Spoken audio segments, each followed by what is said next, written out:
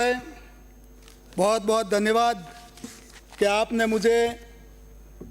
मांग संख्या 30 जनजाति क्षेत्रीय विकास एवं 31 सामाजिक न्याय एवं अधिकारिता विभाग की ओर से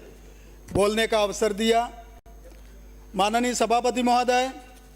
आपने मुझे जनजाति क्षेत्रीय विकास एवं जनजाति क्षेत्र के उत्थान हेतु बोलने का मौका दिया। मैं इसके लिए सागवाड़ा जनता की एवं वागड़ के मेरे समस्त मतदाताओं का दिल की गहराइयों से साधुवाद करता हूं। आदरणीय सभापति महोदय, भारत के संविधान में जनजाति विकास के लिए भारतीय संविधान में विशेष प्रावधान है। भारतीय संविधान की अनुसूची 5 में अनुसूचित जनजातियों एवं अनुसूचित क्षेत्र के प्रशासन एवं नियंत्रण हेतु राज्य की कार्यपालिका की शक्तियों का विस्तार किया गया है। इन्हीं शक्तियों के आधार पर राजस्थान में जनजाति समुदाय के समग्र विकास हेतु राज्य सरकार द्वारा वर्ष 1975 में जनजाति क्षेत्रीय विकास विभाग की स्थापना की गई, जिससे एक समन्वित और सुनियोजित तरीके से अनुसूचित जातियों के विकास के लिए कार्यक्रमों में विकास के लिए कार्यक्रमों की समग्र नीति योजना एवं समन्वय किया जा सके। माननीय सभापति महोदय, अनुसूचित क्षेत्र के सर्वांगीण विकास के लिए जनजातियों का आर्थिक, सामाजिक, सांस्कृतिक एवं बौद्धिक विकास, जनजाति विकास की विभिन्न योजनाओं का निर्माण, समन्वय, नियंत्रण एवं निर्देशन जनजाति बाहुल्य क्षेत्र में प्रशासन के स्तर को अन्य क्षेत्रों के समकक्ष लाना एवं जनजाति वर्ग के जीवन स्तर का उन्नयन करना प्रमुख है। आज जनजाति समाज के कई समस्याओं से जूझ रहा है, जिससे उनके जीवन शैली में जिस रफ्तार से बदलाव होना चाहिए था नहीं हो पाया है। आज विभाग का जिस उद्देश्य को लेकर संरचना की गई है उस पर खरा नहीं उतर रहा है एवं अदूरदर्शी सोच के साथ विभाग कार्य कर रहा है। विभाग को आदिवासियों के उत्थान के लिए गठन किया गया था। इस बात को जब हमारे भारत रत्न श्रद्धेय अटल बिहारी वाजपेयी जी को पता चला तो उन्होंने जनजातीय कार्य मंत्रालय का गठन 1999 में सामाजिक न्याय एवं अधिकारिता मंत्रालय के विभाजन के उपरांत किया गया था और इसका उद्देश्य एक समन्वित और सुनियोजित तरीके से भारतीय समाज के अत्यंत शोषित वर्ग अर्थात अनुसूचित जनजातियों एसटी के समेकित सामाजिक आर्थिक विकास पर अधिक ध्यान केंद्रित करना है। इसके पूर्व सिर्फ खाना पूर्ति कर कांग्रेस ने जनजाति समाज को कभी मुख्य धारा में लाने का प्रयास ही नहीं किया एवं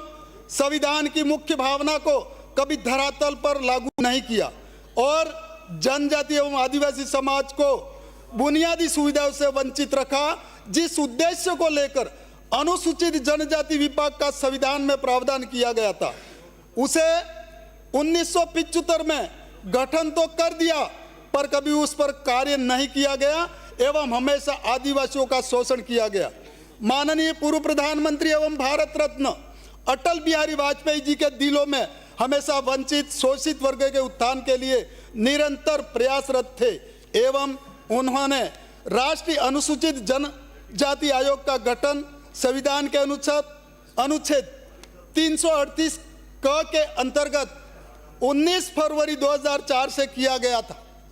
तब से संविधान के मूल उद्देश्य को लेकर आदिवासियों के जनजाति के विकास को गति मिली। जिस कांग्रेस ने हमेशा से जनजाति समाज को हाशिए पर रखा उसको हमेशा भारतीय जनता पार्टी की सरकार ने जब से सरकार बनी तब उसके उत्थान के लिए प्रयास किया। महोदय, आज कुछ लोग संविधान बचाओ का नारा दे रहे हैं, जबकि उन्होंने हमेशा संविधान को अपनी जेब में रखकर कभी संविधान की मूल भावना वंचित और शोषित वर्ग के लिए काम नहीं किया। आज मेरे सामने विपक्ष के जो भाई बंधु हैं वो आदिवासी को कहते हैं हिंदू नहीं है। मैं कहता हूं मैं भी वागड़ का रहने वाला हूं, सागवाड़ा का रहने वाला हूं, राजस्थान का रहने वाला हूं। मैं आदिवासी हूं, मैं हिंदू हूं, मैं हिंदू पूजा करता हूं, मैं महादेव की पूजा करता हूं, गंगा मैया की पूजा करता हूं, बेणेश्वर धाम की पूजा करता हूं, मानगढ़ धाम की पूजा करता हूं।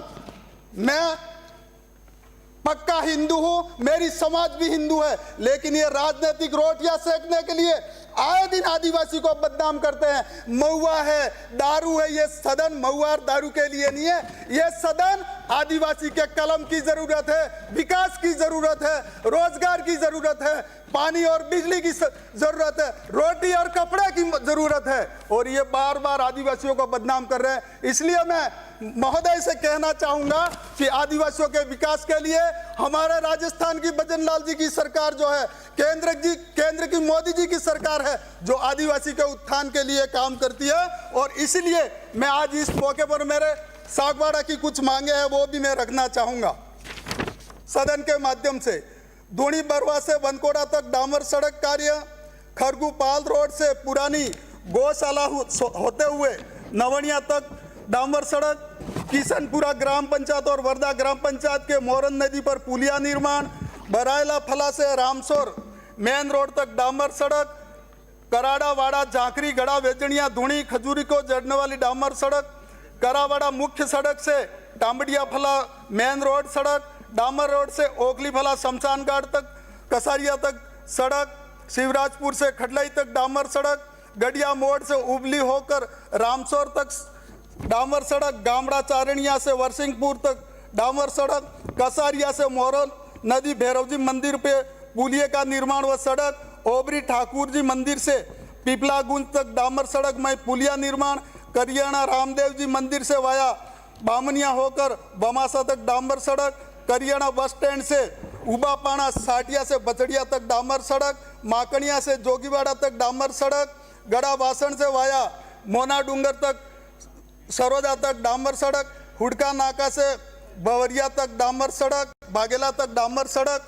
बरबोदनिया से ओगनिया फला डामर सड़क, ओबरी से हटबालिया डामर सड़क, गामड़ा से गोवाड़ी डामर सड़क, गामड़ा से उदयपुरा डामर सड़क, गोड़ापला से बुआसा डामर सड़क, लोडेश्वर से ओबरी डामर सड़क, आरा से हिंगलास माता होकर सेमलिया तक डामर सड़क, गामड़ी देवसी से गलियाना तक डामर सड़क, अम्बाड़ा से पटली जोहरा तक मोरन नदी पर पुलिया व डामर सड़क, दरियाटी मेन रोड से डामरफोला जोसावा तक डामर सड़क, पादरा महादेव मंदिर से नवा टापरा तक डामर सड़क, राजकीय उच्च प्राथमिक बोरखेड़ से पांचों का तालाब डामर सड़क। साथ ही